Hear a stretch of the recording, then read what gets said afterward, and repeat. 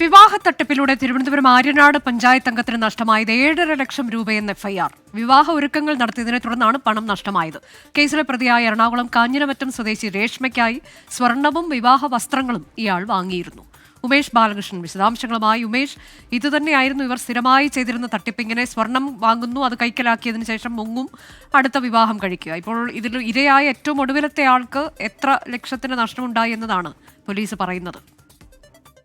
പ്രാഥമിക കണക്ക് മാത്രമാണ് ഈ 7 ലക്ഷം രൂപ. കാരണം പ്രതിയായ രേഷ്മ താൻ വീട്ടിൽ നിന്ന് ഇറങ്ങി വരുന്നു, തന്റെ കയ്യിൽ വസ്ത്രങ്ങളോ മറ്റ് ആഭരണങ്ങളോ ഒന്നുമില്ല എന്ന് പറഞ്ഞ് വിശ്വസിപ്പിച്ചായിരുന്നു തിരുവനന്തപുരത്തേക്ക് വരുന്നത്. അതിനുശേഷം കല്യാണ ഒരുക്കങ്ങൾ പൂർണ്ണമായ ചിലവ് വഹിച്ചിരുന്നത് ആര്യനാട് പഞ്ചായത്തിലെ മെമ്പറായിരുന്നു. മണ്ഡപം ബുക്ക് ചെയ്തു. ആര്യനാട് ഒരു മണ്ഡപം ബുക്ക് ചെയ്യുകയും മണ്ഡപത്തിൽ മറ്റ് ഒരുക്കങ്ങളും ക്രമീകരണങ്ങളും നടത്തുകയും അവിടെ ഭക്ഷണമടക്കം ഒരുക്കുകയും ചെയ്തു. അത് കൂടാതെ വസ്ത്രം, കല്യാണ വസ്ത്രങ്ങൾ, ഒപ്പം താലി, സ്വർണത്തിലുള്ള താലിമാല തുടങ്ങിയവയെല്ലാം വാങ്ങി. അതിൽ സ്വർണത്തിലുള്ള താലിമാല മാത്രമാണ് കയ്യിലുള്ളത്.